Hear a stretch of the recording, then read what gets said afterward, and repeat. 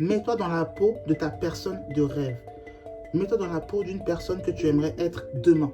Tu peux jamais tomber plus bas qu'avant parce que tu es déjà en bas. Là, dis-toi que tu es déjà là. Tu es déjà là. Donc, ce qu'on ne vous a jamais dit sur la confiance, sur la timidité, tout ce qui vous empêche de vous libérer, de vous développer, ce qu'on ne vous a jamais dit, les gars. Je vois trop de belles filles, de beaux garçons se gaspiller, passer à côté de leur vie, passer à côté d'opportunités. Il y en a qui me diront, mais moi, la timidité, ça vient de moi. C'est mon tempérament, je suis comme ça. Je ne suis pas d'accord. Il y a être introverti et il y a être timide. Je vais vous mettre les deux définitions là. C'est pas pareil. La timidité, la définition claire, c'est le manque d'action. C'est le manque d'initiative.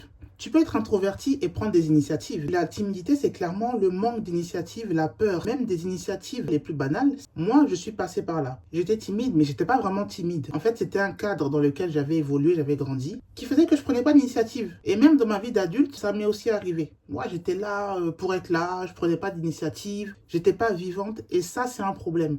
Parce que qui dit ne pas prendre d'initiative, dit manquer plein d'opportunités. Opportunités que j'ai ratées là. Et puis ça revient pas. Hein. Ça revient pas. Faut attendre dans une autre occasion où tu dois retourner pour avoir des opportunités, croiser quelqu'un. Parce que dis-toi que quand tu croises quelqu'un, si tu dois y aller, tu y vas. Donc moi, je vais vous parler de choses concrètes, de choses réelles. S'il y a une thérapie à faire de votre côté, s'il y a un psychologue à consulter de votre côté, consultez-le et revenez. Personnellement, j'ai consulté le psychologue. Voilà. Ça, c'est quelque chose, j'ai jamais caché ça. J'ai consulté un psychologue et là, je suis dans mes dernières séances de psychologue. J'hésiterai pas à en consulter encore si besoin. Maintenant, on va passer au concret, au réel. Comment faire en fait pour éloigner ce manque d'initiative, cette timidité et provoquer cette confiance en soi? Là, on est là pour provoquer la confiance en soi. On n'est plus là pour dire de longues phrases belles, toutes faites. Non. Je vais vous citer des méthodes que j'ai testées et qui ont marché sur moi. Le dernier point, c'est le plus important, donc restez jusqu'à la fin. Premièrement, vous n'allez pas croire, hein, je pense à mes grands-parents, à mes ancêtres qui ont existé. Attention, ici, on ne croit pas aux morts, mais je vais vous expliquer. Tu vois, quand tu es comme ça, quand j'ai peur de me dévoiler, je me dis, mais si mes ancêtres me voyaient, est-ce qu'ils seraient fiers de moi? Imagine, tu as des ancêtres, c'était des gens, des guerriers, courageux, c'était des gens qui avaient confiance en eux, c'était des gens qui avaient la parole, l'art de la parole. Il y a des ancêtres de certains, c'était des griots, il y a des ancêtres de certains, c'était des grands bâtisseurs, des grands mathématiciens. Vous connaissez un petit peu votre lignée, vous connaissez, vous savez un peu d'où vous venez. Posez-vous un peu la question, si ces derniers vous voyaient comme ça, est-ce qu'ils seraient contents? Est-ce qu'ils se diraient, ça c'est notre enfant, ça, est-ce qu'ils seraient fiers de vous? Fiers de dire, cette personne-là nous représente, cette personne-là est de notre famille? Non. Non, quand j'ai pensé à ça, je me suis dit, c'est vrai, hein. Non, mais là, c'est que des techniques qui ont marché, hein. Prenez-le comme vous voulez, moi, et testez. Pour ceux qui vont tester, pour qui ça va marcher. Du coup, quand je pense à des gens qui ont existé, qui me voyaient me comporter, avoir peur de parler en entreprise, me faire marcher dessus, ils allaient être dégoûtés. Avoir peur de regarder les gens dans les yeux, ils allaient être dégoûtés.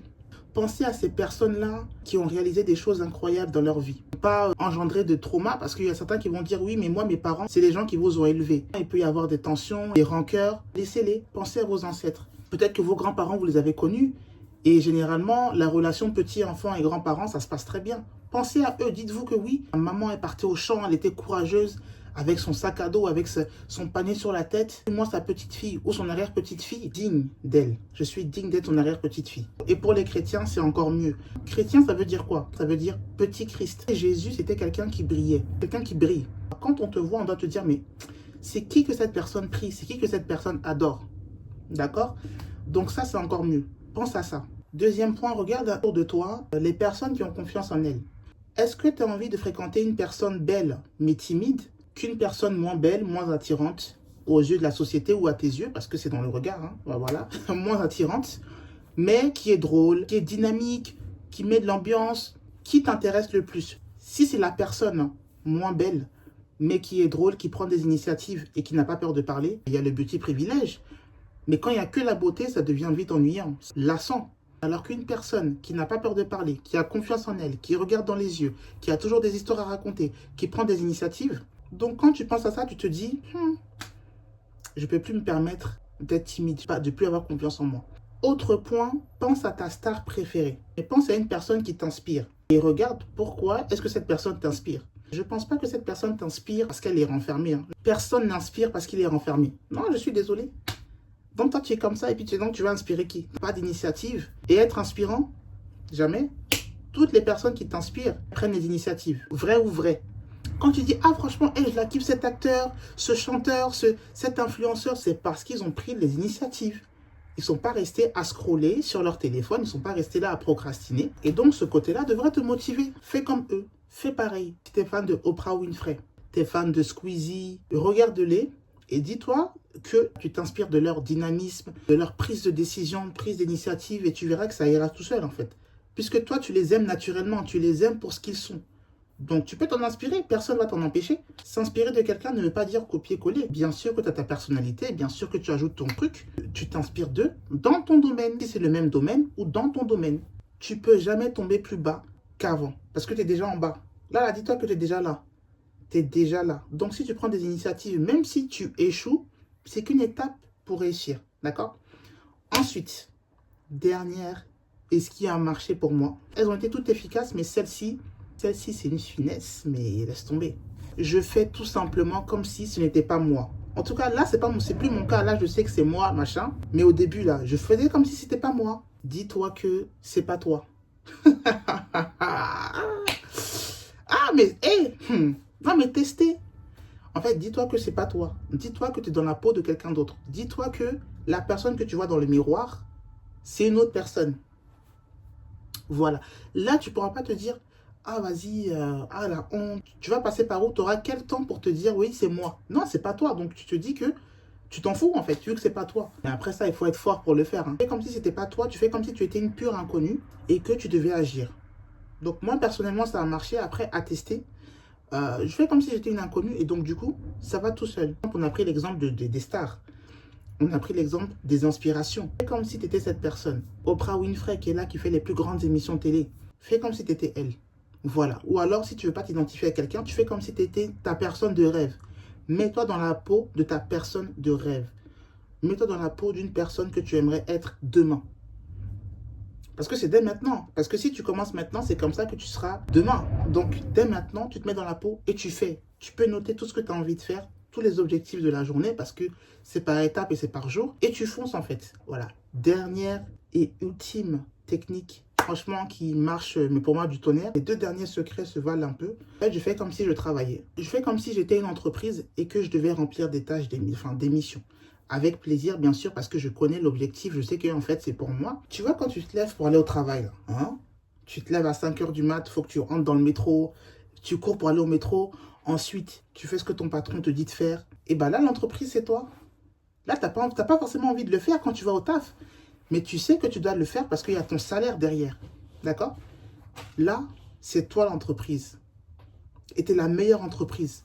Quelle entreprise tu admires? Tu vois ton iPhone, Apple. Fais comme si tu travaillais à Apple, chez Rockfield, dans une banque de boss, où il n'y a que des boss. Fais comme si tu travaillais là-bas. Moi, c'est ce qui a marché le plus, parce que je sais que dans une entreprise, il y a une image à tenir. Il y a la politique de l'entreprise. Il y a le respect des employés.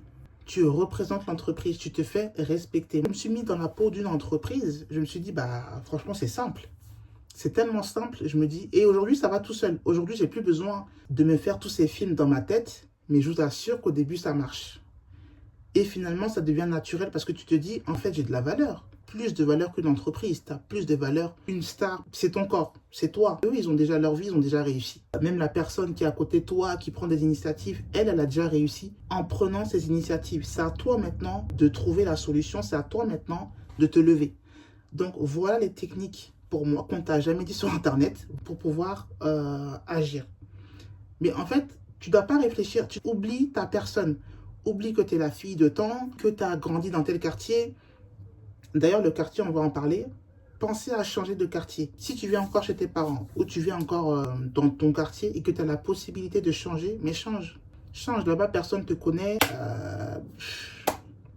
Il n'y aura pas de... Ouais, je faisais ça au collège. Ouais, j'étais comme ça, ouais, t'es comme ça, Lucie, là, je te rappelle.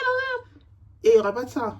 Ils te connaissent ou ils ne te connaissent pas, il n'y aura pas de ça. Des personnes, en fait, qui vont pas te juger par rapport à ton passé, collège, au lycée, aux soirées, aux afters. Rien du tout à la boum. Rien. Rien. Rien. Donc, franchement, applique ça. Applique ça. Fais-moi un retour. Hein? Fais-moi un gros retour.